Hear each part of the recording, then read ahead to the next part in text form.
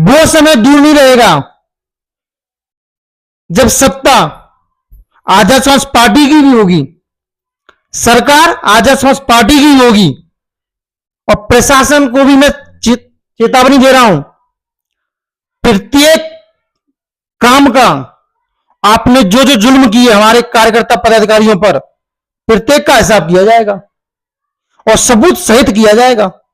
इस बात का ध्यान रख लें। दोस्तों नमस्कार, मैं उदयवंश सिंह। आप देखना शुरू कर चुके हैं न्याय समता न्यूज। आज हमारे साथ मौजूद हैं आजाद समाज पार्टी के चंबल संभाग के अध्यक्ष मुरैना से अनिल गौतम बौद्ध जी।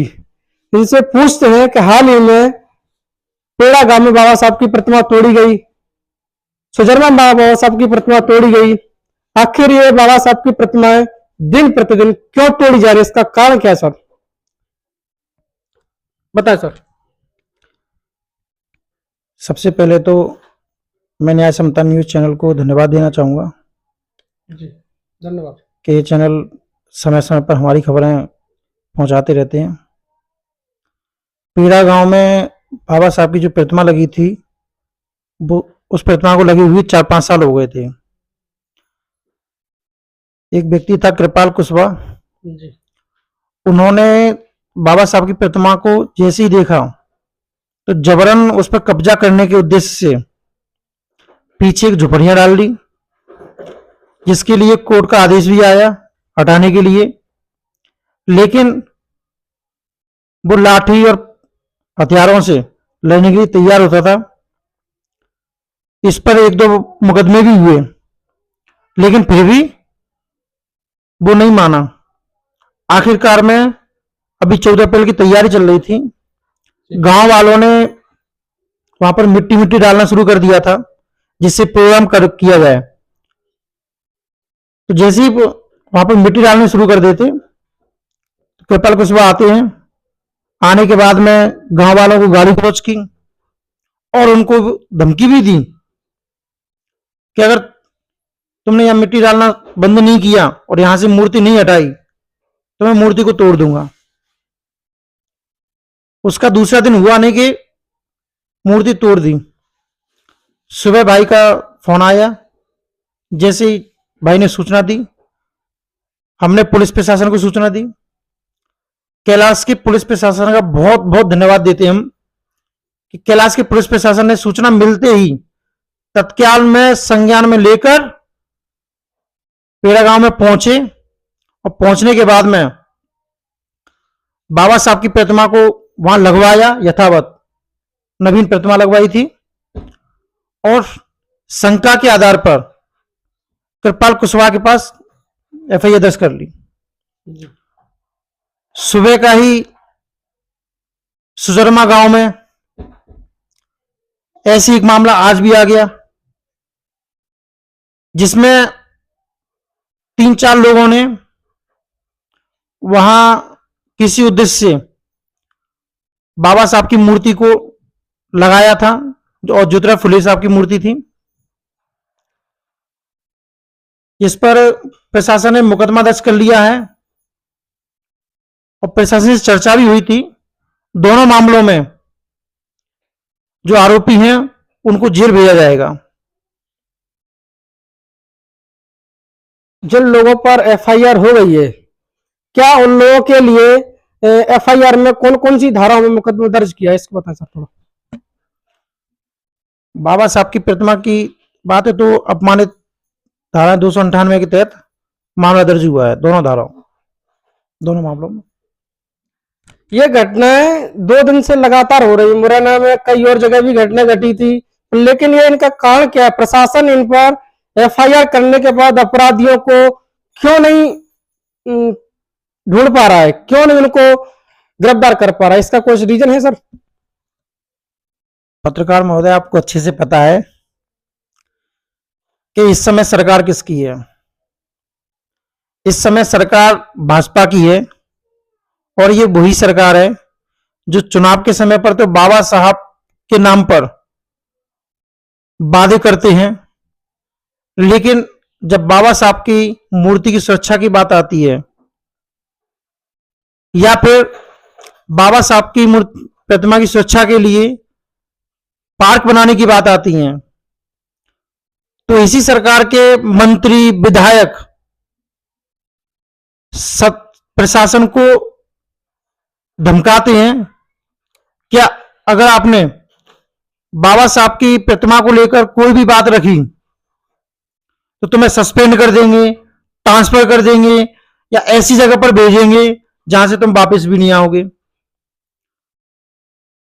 तो सच में देखा जाए तो सरकार नहीं चाहती है कि जहां जहां पर बाबा साहब की प्रतिमाएं बनी हुई हैं वहां पर पार्क बने, शिक्षा केंद्र बने, क्योंकि जहां प्रतिमाएं बनी हुई हैं वहां पर पार्क बनेंगे, शिक्षा केंद्र बनेंगे, तो भाजपा सरकार के जो कारनामे है ना, काले कारनामे, वो उजागर हो जाएंगे। क्योंकि नई युवा पीढ़ी शिक्षित होगी। जब ये नई युवा पीढ़ी शिक्षित होगी तो अपने लिए रोजगार मांगेगी, जो भाजपा सरकार कतई नहीं दे सकती। अपने हक अधिकारों को मांगेगी, जो भाजपा सरकार बिल्कुल नहीं चाहती है। क्योंकि भाजपा सरकार अच्छे से जानती है कि अगर किसी को गुलाम बनाना है तो उसको मुफ्त में चावल दे दो, मुफ्त में 1200 से 1500 रुपए दे दो, मुफ्त में लालच दे दो, तो वो संघर्ष करना भूल जाएंगे। और जब वो संघर्ष करना भूल जाएंगे तो गुलाम की स्थिति में आ जाएंगे। जिस तरह से पक्षियों को पिंजरे में कैद करने के लिए चारा डाला जाता है, दाने डाले जाते हैं, उसी तरह से भाजपा सरकार बहुजन समाज को फिर से गुलाम बनाने के लिए ये चारे के रूप में मुफ्त का षड्यंत्र रच रही है। लेकिन मैं बता देना चाहता हूं, जिस दिन बहुजन समाज जाग जाएगा, जिस दिन बहुजन समाज के युवा जाग जाएंगे और इनके षड्यंत्र को समझ जाएंगे कि किस तरह से षड्यंत्र के तहत हमारे लोगों को गुलाम बनाने की तैयारी कर रहे हैं, उस दिन भाजपा सरकार के जो मंत्री है ना, उनमें जूते पड़ेंगे। और सबूत आप देख रहे होंगे भारत में, क्योंकि इनके जो झूठे वादे हैं वो झूठे वादों को जनता समझ रही है। जिस दिन पूरी तरह से जनता समझ जाएगी उस दिन भाजपा सरकार की उलट पलट हो जाएगी। विश्व रत्न डॉक्टर भीमराव अंबेडकर जी हैं, जिन्होंने संविधान का निर्माण किया था। पूरे देश के लिए पूजनीय है, पूरा विश्व उनको मानता है। 2 दिन बाद बाबा साहब की जयंती आने वाली है, पूरा देश हर्ष और उल्लास के साथ मनाता है। लेकिन फिर ये नफरत वाले लोग, ये नफरत करने वाली मानसिकता वाले लोग आखिर बाबा साहब डॉक्टर भीमराव अंबेडकर जी से इतनी नफरत क्यों करते हैं? क्यों उनकी प्रतिमा को खंडित करते हैं? पूरे देश के अंदर बाबा साहब की प्रतिमा क्यों तोड़ी जाती हैं? इस पर क्या कारण कहेंगे सर? बाबा साहब विश्व रत्न और सिंबल ऑफ नॉलेज के नाम से जाने जाते हैं। यानी कि सही भाषा में कहा जाए तो बाबा साहब को चलती फिरती यूनिवर्सिटी कहा जाता था। जी। बाबा साहब के विरोधी नहीं है ये, जो ये काम करते हैं ना, वो बाबा साहब की विचारधारा के विरोधी हैं। और जहां जहां पर बाबा साहब की प्रतिमा लगी हैं, ये अच्छे से जानते हैं कि आज तो बाबा साहब की प्रतिमाएं लगी हैं, कल जाकर आने वाले समय में बाबा साहब के विचारों को पढ़ाया जाएगा, बाबा साहब के विचारों को घर घर तक पहुंचाया जाएगा। जब बाबा साहब के विचार घर घर तक पहुंचेंगे तो बहुजन समाज जागरूक होगा, और जब बहुजन समाज जागरूक होगा तो आने वाला समय अंबेडकरवाद का होगा। और इनका जो समता मूलक समाज तैयार होगा, इनका जो भ्रम का समाज तैयार हुआ है, जिस तरह से ये हर जगह पर भ्रम फैलाते हैं, कभी भगवान को लेकर अपनी रोटियां सेक रहे हैं, तो कभी धर्म को लेकर ये वाद विवाद कराते हैं। जिस दिन विचारधाराएं बाबा साहब की घर घर पहुंच जाएंगी, उस दिन इनके षड्यंत्र खत्म हो जाएंगे। क्योंकि बाबा साहब अम्बेडकर भी इस बात को समझते थे, मानते भी थे और कहते भी थे। बाबा साहब ने संसद में बोला भी था कि संविधान को चलाने वाले जिस दिन अच्छे लोग आ जाएंगे, उस दिन ये संविधान अच्छा साबित होगा, और संविधान को चलाने वाले बुरे लोग संसद में बैठेंगे, उस तो संविधान गलत ही होगा।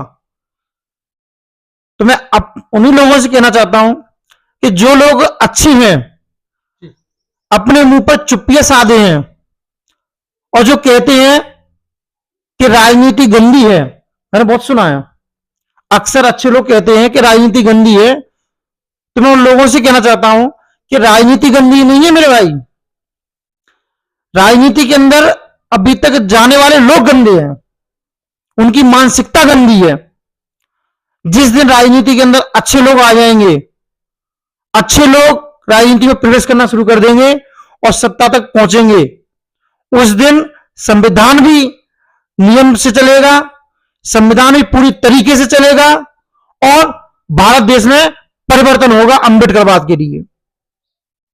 आपसे मेरा सवाल है सर कि मुरैना जिले में कानून व्यवस्था इतनी ध्वस्त नजर आती है, इतनी गिरी हुई नजर आती है कि लोग पुलिस को 100 डायल करने से पहले कि लोग अपनी सुरक्षा महफूज करने के लिए भीम आर्मी के लिए कॉल करते हैं, भीम आर्मी के लोग वहां पहुंचते हैं। जब वहां लोग पहुंचते हैं, भीम आर्मी के जिला पदाधिकारी, जिले की टीम या ब्लॉक की टीम पहुंचती है, उसके बाद पुलिस वहां पहुंचती है। क्या यह मान लिया जाए कि पुलिस से लोगों का भरोसा उठ गया कि भीम आर्मी का उन पर भरोसा है पूरा? इसका सवाल आपने किया, जवाब भी आपने दे दिया कि आज भीम आर्मी पूरे भारत में बहुत ताकत है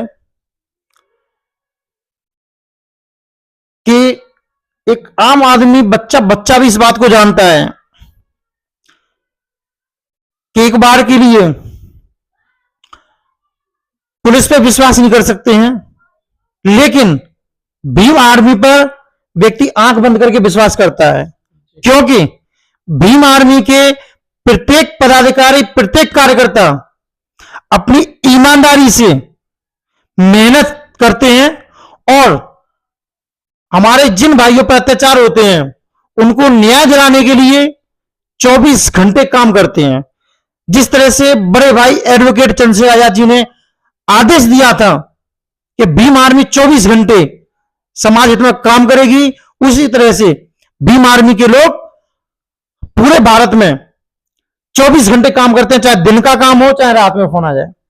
बस भीम आर्मी के प्रत्येक पदाधिकारी और कार्यकर्ता को सूचना मिलना चाहिए। रही बात है मुरैना जिले की, तो मुरैना जिले में देखा जाए तो सांसद जो है वो बीजेपी के हैं, और बीजेपी के सांसद कभी नहीं चाहेंगे कि बहुजन समाज के हक अधिकार की आवाज उठाई जाए, क्योंकि प्रशासन को भी सरकार ने इस तरह से दबा के रखा है कि प्रशासन मजबूती से काम नहीं कर पा रहा है। अगर हमारे भीम आर्मी के पदाधिकारी और कार्यकर्ता ईमानदारी से काम करते हैं और प्रशासन तक अपनी आवाज पहुंचाते हैं, तो सरकार के किसी नेता का या मंत्री का फोन आ जाता है और भीम आर्मी के कार्यकर्ताओं पर ही झूठा आरोप लगाया जाता है, झूठी एफआईआर तक कराई जाती है, जिसका जीता जागता सबूत आप मुरैना जिले में देख चुके हो कि किस तरह से हमारे बड़े भाई मनोज सेमल जी को षड्यंत्र के साथ में उन पर प्रताड़ित किया गया, उनको बेइज्जत करने के हिसाब से रोड से पीटती हुई ले जाया गया।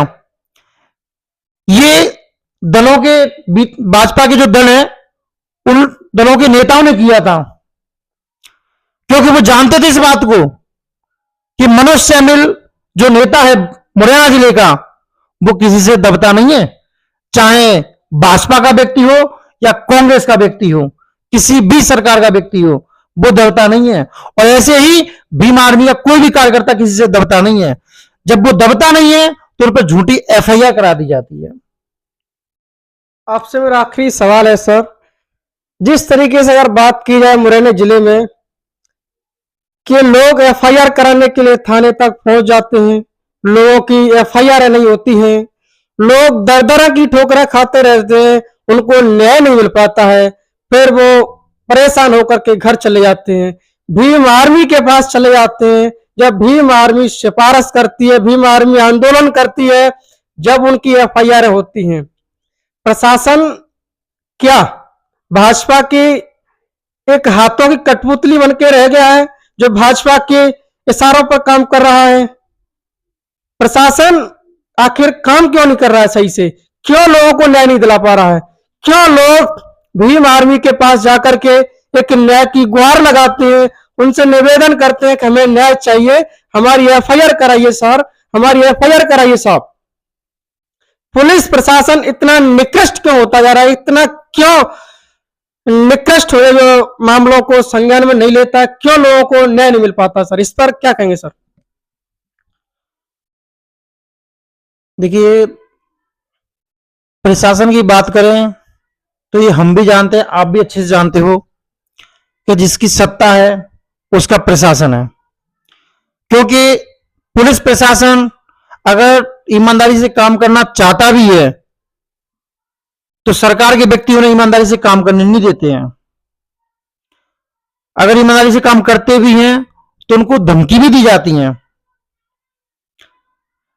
रही बात ईमानदारी से काम कराने की, तो आप देखिए कि मुरैना जिले में एक ब्लॉक कैलारस भी है जी, विधानसभा जोड़ा भी है, ये भी शासन के लोग हैं, लेकिन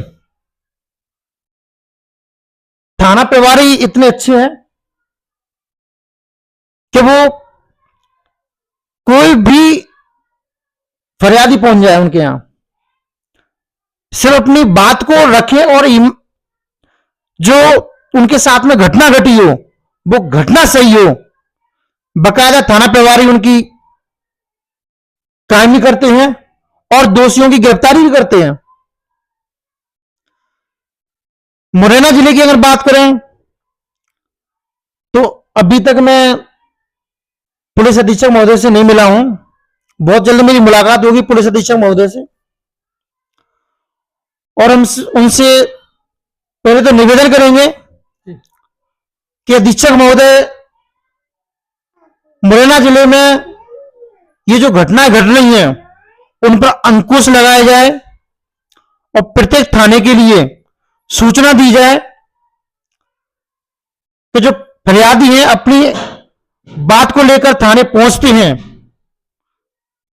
अपनी मांग करते हैं, तो फरियादियों का पूरा सहयोग किया जाए और दोषियों की गिरफ्तारी करके जेल भेजा जाए, जिससे ऐसी घटना पुनरावृत्ति न हो। अगर वो हमारे निवेदन स्वीकार नहीं करते हैं और फिर से घटनाएं ये ऐसी घटेंगी तो मुरैना जिले में महा आंदोलन हो सकता है, जिसको पुलिस अधीक्षक संभाल नहीं पाएंगे। क्योंकि भीम आर्मी का झंडा तो मजबूत है ही, डंडा भी बहुत मजबूत है। और मैं प्रशासन के साथ साथ में इस सरकार को भी बता देना चाहता हूं कि सरकार अपनी भूल में ना रहे। भीम आर्मी के पास खुद की पार्टी है, आजाद समाज पार्टी। जिस तरह से भीम आर्मी का प्रत्येक पदाधिकारी कार्यकर्ता ईमानदारी से मेहनत कर रहा है, फरियादियों की आवाज तक पहुंचा रहा है, प्रत्येक मामले को ईमानदारी से प्रशासन तक पहुंचाता है, अपनी बात को रखते हैं। उसी तरह से ईमानदारी से काम ये लोग गांव गांव में भी जाकर कर रहे हैं। वो समय दूर नहीं रहेगा जब सत्ता आजाद समाज पार्टी की भी होगी, सरकार आजाद समाज पार्टी की होगी, और प्रशासन को भी मैं चेतावनी दे रहा हूं कि जिस समय आजाद समाज पार्टी की सरकार बनी तो आपको तो नौकरी करनी है, चाहे सरकार किसी की भी हो, लेकिन सोच समझ के कीजिए, क्योंकि सरकार आती जाती रहती है। आज सरकार भाजपा की है तो आने वाले समय में सरकार बड़े भाई चंद्रशेखर आजाद जी की भी होगी, आजाद समाज पार्टी की भी होगी। प्रत्येक काम का आपने जो जो जुल्म किए हमारे कार्यकर्ता पदाधिकारियों पर, प्रत्येक का हिसाब किया जाएगा और सबूत सहित किया जाएगा। इस बात का ध्यान रख लें। बहुत बहुत धन्यवाद गौतम जी, आपने जो बताया मुरैना जिले की जो कानून व्यवस्था थी उसको विस्तार से समझाया कि भाजपा की सरकार है, भाजपा के नेताओं के इशारों पर मुरैना जिले की पुलिस कठपुतली बनकर रह गई है, उन्हीं के इशारों पर पुलिस काम कर रही है। तो भाजपा का जो संरक्षण सरकार को अपराधियों को है जो खुलेआम घूम रहे हैं, किसी भी घटना को अंजाम दे देते हैं, किसी भी घटना घट जाती है, लेकिन अपराधियों का आज तक उनको कार्रवाई नहीं होती है, अपराधियों को कड़ी से कड़ी सजा नहीं मिल पाती, इसलिए उनके हौसले बुलंद हैं। यदि इस खबरों को देखने के लिए हमारे साथ बने रहिए और न्याय समता न्यूज को सब्सक्राइब करें। फेसबुक पेज पर देख रहे हैं तो उसको फॉलो कर लेना।